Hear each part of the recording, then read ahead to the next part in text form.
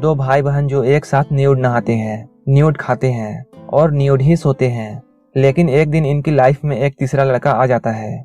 वो किस तरह से इनके साथ रहेगा और क्या क्या करेगा, यही हमें इस मूवी में देखने को मिलेगा। मूवी के शुरुआत में हम मैथ्यू नाम के एक लड़के को देखते हैं जो अपनी पढ़ाई पूरी करने के लिए अमेरिका से पेरिस आता है। मैथ्यू को मूवी देखना काफी पसंद होता है और उसने काफी सारी मूवीज भी देखी होती है। मैथ्यू रोड से जा ही रहा था, तभी उसे कुछ लोग दिखाई देते हैं जो कि वहां स्क्रीनिंग रिस्ट्रिक्शन हटाने की मांग कर रहे थे। तब मैथ्यू भी उन लोगों में शामिल हो जाता है, जहां उसकी मुलाकात इजाबेला से होती है। इजाबेला उससे पूछती है, क्या तुम अकेले हो? क्या तुम्हारे साथ कोई फ्रेंड्स नहीं है? मैथ्यू उसे बताता है वो अमेरिका से आया है, इसलिए अभी उसका कोई भी फ्रेंड नहीं है। ये सुनकर इजाबेला मैथ्यू को अपने भाई से मिलवाती है। इसके भाई का नाम थियो है। जिसके बाद ये लोग वहीं पर बात करते हैं। बाद में ये दोनों दोस्त बन जाते हैं। ये लोग प्रदर्शन कर रहे थे, लेकिन तभी पुलिस आकर इन पर लाठीचार्ज कर देती है। सभी लोग वहां से भागने लगते हैं। जब रात में ये लोग एक रास्ते से जा रहे होते हैं, उस वक्त भी ये लोग मूवीज के बारे में बात करते हैं।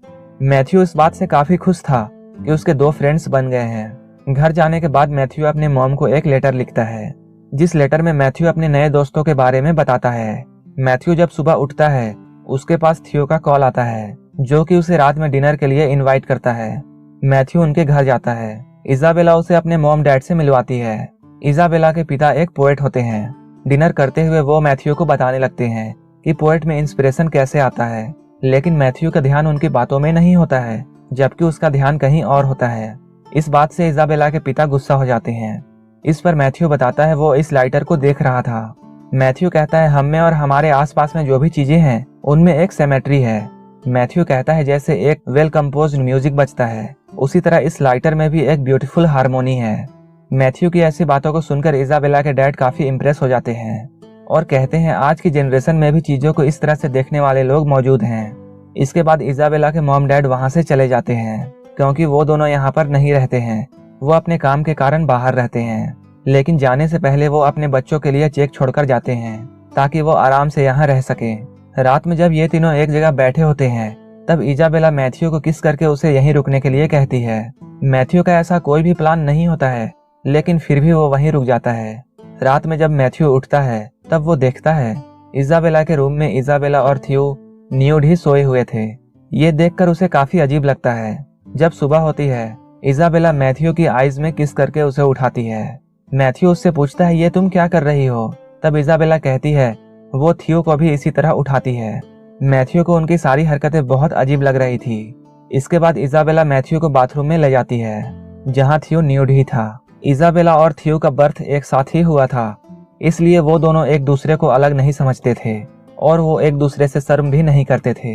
यहाँ पर थियो मैथ्यू से कहता है तुम तो अकेले ही रहते हो, अगर तुम चाहो तो हमारे साथ रह सकते हो, हमें कोई भी दिक्कत नहीं है। ये सुनकर मैथ्यू उनके पास ही रहने लगता है। एक दिन ये लोग गेम खेलते हैं। एक आदमी मूवी का डायलॉग बोलेगा और दूसरे आदमी को उस मूवी का नाम गेस करके बताना होगा। अगर वो नहीं बता पाया तो उसे कोई भी डेयर दिया जाएगा। पहले थियो एक मूवी का सीन करके दिखाता है, लेकिन मैथ्यू और इजाबेला को कुछ भी समझ में नहीं आता है, जिस पर थियो उन्हें एक चैलेंज देता है कि उन्हें थियो के सामने ही इंटीमेट होकर दिखाना पड़ेगा। तभी गेम रूल्स के हिसाब से इजाबेला वहां पर अपने सारे कपड़े उतार देती है। ये सब देखकर मैथ्यू बहुत शौक होता है। इसके बाद मैथ्यू वहां से बाथरूम में चला जाता है। जब वो बाथरूम से बाहर आता है, थियो उसे पकड़ लेता है। इसके बाद वो लोग मैथ्यू के कपड़े उतारकर जब देखते हैं, तब इजाबेला को मैथ्यू के प्राइवेट पार्ट में उसकी एक फोटो चिपकी मिलती है, जो कि उसने छिपा रखी थी। जिसके बाद मैथ्यू इजाबेला के साथ इंटीमेट होता है। ये इजाबेला का फर्स्ट टाइम होता है, इसलिए उसे काफी पेन होता है, लेकिन फिर भी उसे मैथ्यू का साथ काफी अच्छा लगता है। मैथ्यू उसके साथ जब फिर से इंटीमेट होता है, तो वो उससे उसके और थियो के बारे में पूछता है। वो उससे पूछता है तुम लोग ऐसे कैसे रहते हो? इजाबेला मैथ्यू को बताती है वो और थियो एक साथ जन्मे थे, इसलिए वो एक दूसरे को अलग नहीं समझते हैं, लेकिन उनमें कोई भी फिजिकल रिलेशन नहीं है। ये सुनकर मैथ्यू इजाबेला से कहता है अगर इन सब के बारे में तुम्हारे पेरेंट्स को पता चल गया तो क्या होगा? यह सुनकर इजाबेला कहती है अगर ऐसा कुछ हुआ तो वो अपनी जान दे देगी। कुछ दिन बाद इजाबेला और थियो के पास जो पैसे थे वो खत्म होने वाले होते हैं, क्योंकि वो काफी अय्यासी करते थे। वो महंगी चीजें खाते थे और महंगी वाइन भी पीते थे। पैसे कम होने की वजह से ये लोग काम करने लगते हैं। एक दिन मैथ्यू और थियो नहा रहे होते हैं, तभी वहाँ इजाबेला आ जाती है और इनके साथ ही नहाने लगती है। इसी बीच इजाबेला मैथ्यू से पूछती है, तुम हम दोनों से प्यार करते हो, ये तुम्हें साबित करके दिखाना होगा। ये बोलकर ये दोनों मैथ्यू के पूबिक हेयर काटने लगते हैं, लेकिन ये सब मैथ्यू को बिल्कुल अच्छा नहीं लगता है। वो कहता है, तुम लोग बच्चों जैसी हरकतें क्यों करते हो, तुम्हें बिल्कुल भी कुछ मालूम नहीं है। मैथ्यू इजाबेला से कहता है, आज तक तुम्हारा कोई भी बॉयफ्रेंड नहीं है, बस तुम अपने भाई के कहने पर ही सब कुछ करती हो। मैथ्यू के ऐसा बोलने पर इजाबेला उसकी गर्लफ्रेंड बन जाती है और उसके साथ डेट पर जाती है। वहीं दूसरी ओर थियो भी एक लड़की को डेट करता है और उसे घर लाकर उसके साथ इंटीमेट होता है। लेकिन जब मैथ्यू और इजाबेला घर वापस लौटते हैं तब वो देखते हैं थियो किसी लड़की के साथ है। उन दोनों की आ रही आवाजों से इजाबेला परेशान हो जाती है। इजाबेला को काफी बुरा लगता है और वो रोने लगती है। इसके बाद थियो मैथ्यू के साथ वाइन पीता है और उसके साथ पेरिस में चल रहे रेवोल्यूशन के बारे में बात करता है। मैथ्यू उससे कहता है, तुम्हें कुछ भी पता नहीं है, अभी देश की हालत कैसी है, जब तुम बाहर जाओगे तब तुम्हें पता चलेगा। इसी बीच इजाबेला वहां आकर उन्हें हॉल में लगे टेंट पर लेकर जाती है। इजाबेला मैथ्यू को बताती है, जब वो दोनों छोटे थे तब वो इस टेंट पर न्यूड ही सोया करते थे। इसके बाद ये तीनों न्यूड होकर टेंट में सो जाते हैं। अगली सुबह इजाबेला के मॉम डैड वहां आते हैं, जो उन्हें न्यूड सोता देखकर हैरान रह जाते हैं, लेकिन वो उन्हें उठाए बिना ही चेक साइन करके वहां से वापस चले जाते हैं।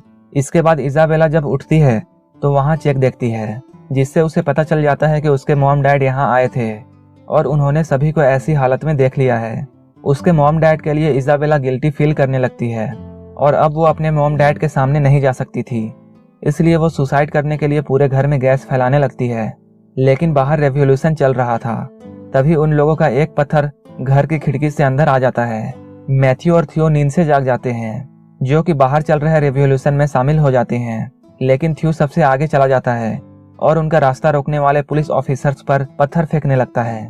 मैथ्यू उसे रोकने की कोशिश करता है, लेकिन वो कुछ भी नहीं सुनता है। इजाबेला भी थियो का साथ देने लगती है, लेकिन मैथ्यू उनका साथ नहीं दे सकता था, इसलिए वो वहां से चला जाता है। इसके बाद पुलिस फोर्स सभी लोगों पर लाठियां बरसाने लगती है। यह देखकर सभी लोग वहां से भागने लगते हैं और यहीं पर यह मूवी खत्म हो जाती है।